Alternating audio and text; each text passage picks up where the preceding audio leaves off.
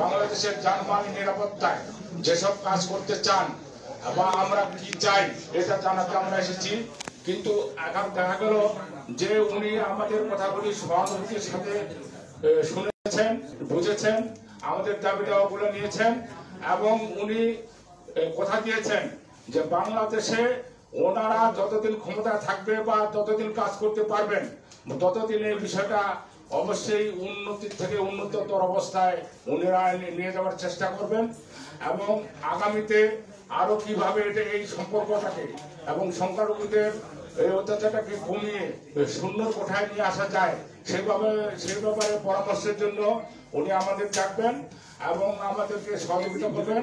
আমরাও কথা দিয়েছি যে হিন্দু তথা সংখ্যালঘু লোকজন কিভাবে ওনাদের কাছ থেকে উপকৃত হতে পারে এই ব্যাপারে পরামর্শ দেওয়ার জন্য আমরা অবশ্যই ওনার সাথে সার্বক্ষণিক যোগাযোগ রাখবো। এই কথাটাই ওনার সাথে হয়েছে। আর যে কয়েকটি আমরা দাবি করছি সেই দাবি দেওয়ার জন্য আমার যে মহাসচিব উনি করবেন আর কি। আপনাদের আমার নাম ডক্টর প্রভাষ চন্দ্র রায়, সভাপতি বাংলাদেশ জাতীয় হিন্দু মহাজোট, ঢাকা। ধন্যবাদ। আমি পলাশ কান্তি দে, আমি মহাসচিব বাংলাদেশ জাতীয় হিন্দু মহাজোট। আজকে আমাদের স্বরাষ্ট্র মন্ত্রণালয়ের দায়িত্বপ্রাপ্ত যিনি উপদেষ্টা রয়েছেন সম্মানিত স্যারের সাথে আমরা আলোচনা করেছি এবং এখন পর্যন্ত যে আলোচনা হয়েছে আমরা অত্যন্ত খুশি এবং সন্তুষ্ট। কারণ বিগত কয়েকদিন যাবৎ যে সংখ্যালঘু সম্প্রদায়ের উপরে যে নির্যাতন হয়েছে ওনারা সব বিষয়ে ওনারা অবগত আছেন, ওনারা দুঃখ প্রকাশ করেছেন এবং ওনারা বলেছেন সত্যিকার অর্থে যেখানে যেখানে সংখ্যালঘু নির্যাতন হয়েছে ওনারা খুঁজে বের করে তদন্ত করে দোষী যাই হোক না কেন তাকে শাস্তির আওতায় ওনারা অবশ্যই আনবেন। এই বক্তব্য আমাদের খুব ভালো লেগেছে, কারণ এই ধরনের বক্তব্য বিগত সময় আমরা আসলে কখনোই শুনি নাই। আমরা আরেকটি দাবি করেছি যে বিগত 24 বছরে 2000 সাল থেকে 2024 সাল পর্যন্ত 24 বছরে যে সমস্ত সংখ্যালঘু নির্যাতন হয়েছে তার একটি শ্বেতপত্র প্রকাশ করা যায় কিনা। কারণ আমরা দেখেছি সংখ্যালঘু নির্যাতন বলে এই দল বলে ওই দল করেছে, ওই দল বলে সেই দল করেছে। যেহেতু এখন একটি রাজনৈতিক নিরপেক্ষ একটি সরকার, সেই সরকারই পারবে যে সংখ্যালঘু নির্যাতনের সাথে বিগত 24 বছর কারা জড়িত ছিল তাদের নাম প্রকাশ করতে পারবে, কারণ সেই সাহস ওনাদের আছে। এটা আমরা বলেছি, ওনারা বলেছেন চেষ্টা করবেন এই বিষয়গুলো। তারপরে আমরা বলেছি যে একটি সংখ্যালঘু সুরক্ষা আইন, সংখ্যালঘু কমিশনের ব্যাপারে আলোচনা হয়েছে। তারপর আলোচনা হয়েছে যে দ্রুত বিচার ট্রাইব্যুনালের মাধ্যমে দোষীদের শাস্তির আওতায় আনা যায় কিনা। আরেকটা যে বিষয়টা আমরা বলেছি সংখ্যালঘু মন্ত্রণালয় প্রতিষ্ঠা করা যায় কিনা। আর যে বিষয়টা আমরা আলোচনা করেছি যে যেহেতু বৈষম্যর বিরুদ্ধে আমরা আসলে বাংলাদেশের সকলেই আছি, সেটা আসন্ন অক্টোবরেই দুর্গাপূজা।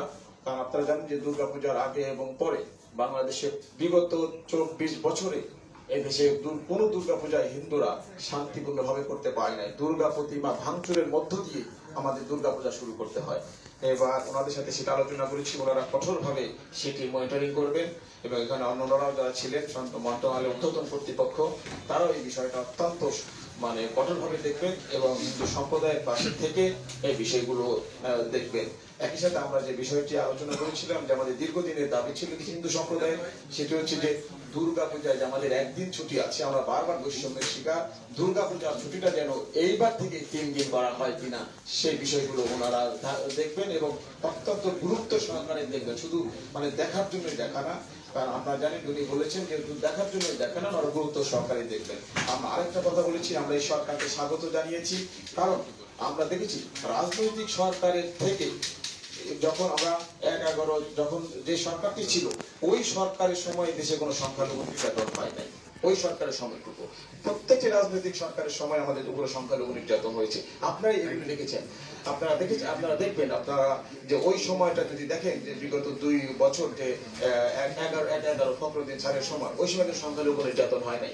আমরা আশা করছি ওনারা দায়িত্ব মাত্র বুঝে নিয়েছেন। 2 দিনের মধ্যে আমার স্যার বলেছেন যে পুলিশ প্রশাসনটাকে আবার আগের মতো সেজে যাবে এবং নিরপেক্ষভাবে ওনারা কাজ করবে এবং আমরা আশা করছি, আশা নয় বিশ্বাস রাখি, এই সরকারের আমলেও দেশে কোনো সংখ্যালঘু নির্যাতন হবে না। আমাদের পক্ষ থেকে সংখ্যালঘু সম্প্রদায়ের পক্ষ থেকে যতটুকু সহযোগিতা করা, যতটুকু নয় সর্বাত্মক সহযোগিতা করবো বলে আমরা স্যারকে কথা দিয়েছি। ধন্যবাদ সকলকে। ওনাদের কাছে আমাদের একটু প্রশ্ন আছে।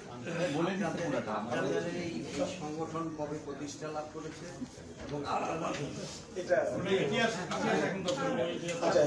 আচ্ছা, আমি একটু বলি এই বিষয়ে। আগামীকাল আমাদের একটা সংবাদ সম্মেলন আছে প্রেস ক্লাবের, এই আজকের বিষয় নিয়ে প্রেস ক্লাবের দোতলা মানিক মিয়া তোফাজ্জল হোসেন হলে আগামীকাল সকাল 10টায় সমস্ত বিষয়ে আমরা আলোচনা করবো আরো খোলামেলা ভাবে। যদি আপনাদের প্রশ্ন থাকে আমরা সেখানে আলোচনা করবো। আপনাদের প্রশ্ন শুরু হলে আমি রাত 12টার সময় কিন্তু আমার কি করার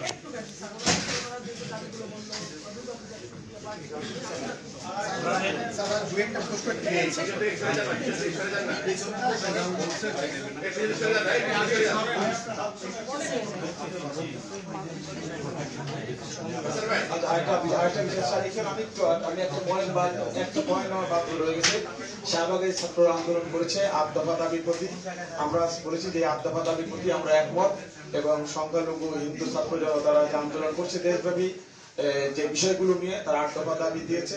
এই 8 দফা দাবির মধ্যে অনেক দাবি আমরা এখানে মোটামুটি তার সাথে কথা বলেছি এবং স্যার আগামী কয়েকদিনের মধ্যে বলেছেন যে সবার সাথে আরো একটু বৃহৎ আকারে সবার সাথে স্যার বসবেন এবং বসে সমস্ত দাবি দাওয়া নিয়ে আলোচনা করবেন। সর্বোপরি আমাদের ছাত্রদের যে আন্দোলন বা যে 8 দফা দিয়েছি সে দাবির প্রতি আমরা একমত আছি।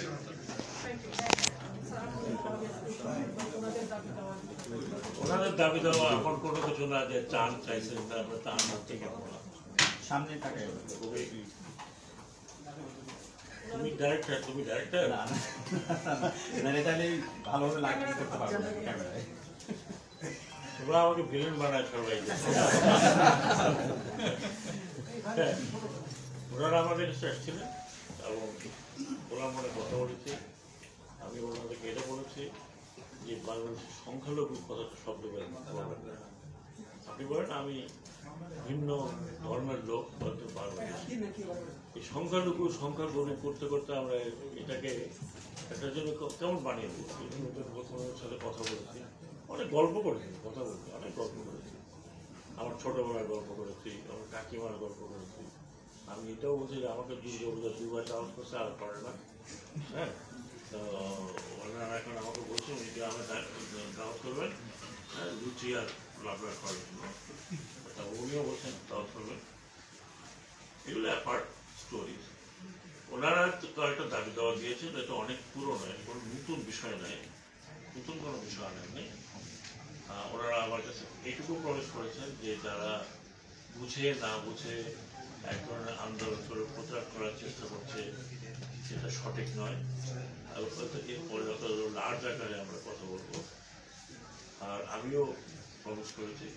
আমি মনে করি যে দুর্গাপূজায় 2 দিন বা 3 দিন ছুটি দিতে অসুবিধা নেই। এই ছুটি তো থাকবে ওনাদের জন্য। ছুটি পেলে আমরাও একটু ঘুরে ঘুরে আসলাম, কক্সবাজার না এখানে নয়। আমি বলছি যে যেহেতু আমি তো ডিসিশন মেকার না, আমি এটা সচিব মহোদয়কে বলেছি এটা নোট করতে, যে দাবি দেওয়া যতগুলো দিয়েছেন সেইগুলো নিয়ে আমরা আমাদের ক্যাবিনেট মিটিং যখন হবে আলোচনা করব এবং ক্যাবিনেটে যা এখন করা যায় তাই হবে। আর যেগুলো এখন করা যাবে না, মানে মনে করেন যে কনস্টিটিউশন কতগুলো বিষয় আলোচনা করেছেন, সেটা তো আমাদের তো কনস্টিটিউশন চেঞ্জ করার কোনো প্রভিশন নাই। এটা এটা এটা আমাদের রেকমেন্ডেশনে থাকবে যে কনস্টিটিউশনটাই যদি কখনো হাত লাগানো হয়, কারণ কনস্টিটিউশনে হাত লাগাতেই হবে অনেক বিষয়ে।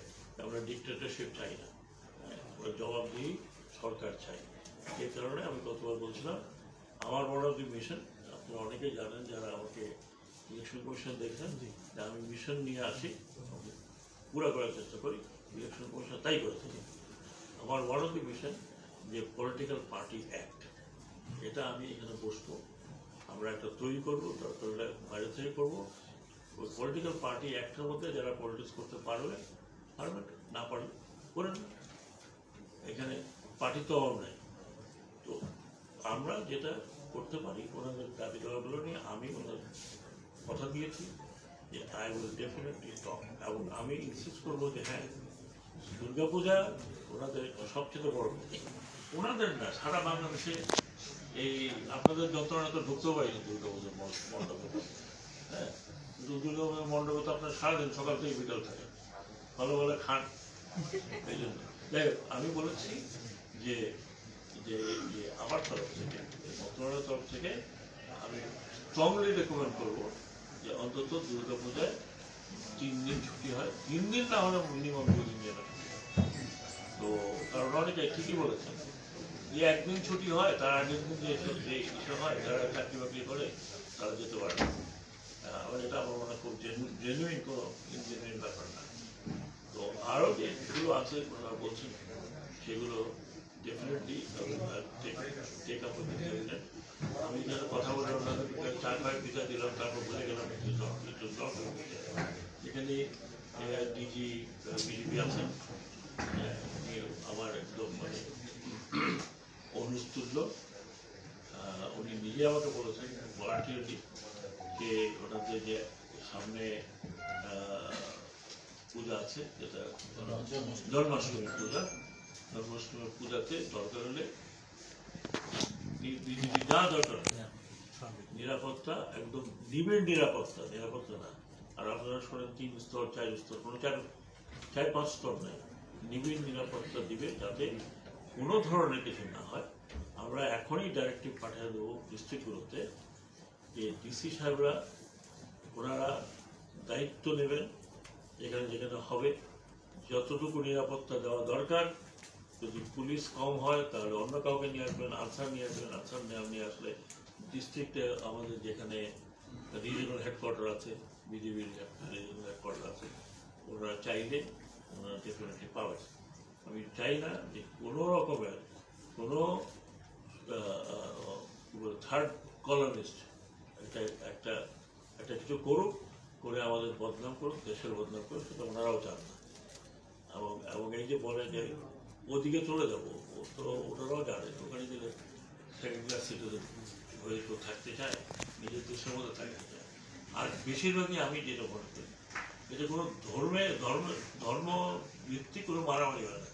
মারামারি হয় ওকে ভাগায় দিলে ওর জমিটা দখল করতে পারবো, এটা হলো পলিটিক্যাল লোকজন ধরে পুকুর দখল করবো, জমি দখল করবো, আর ভিটা দখল করবো।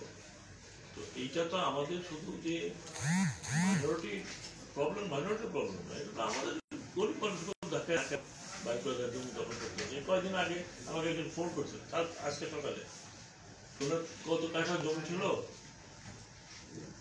one of the retired Air Force officer, এই মাটি কাটার জন্য বলে আমি 14 বছর আগে কিনছি, এখন ডেভেলপমেন্টকে দিয়ে ঘর উঠাতে গেছি, আরেকজন এসে দখল করে দেবো, আমি এখন কিছু করতে পারছি।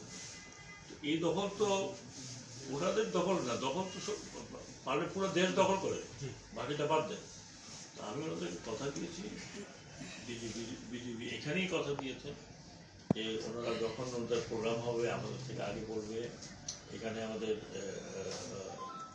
সেক্রেটারি সাহেব আছেন, পুরো মিনিস্ট্রি আছে।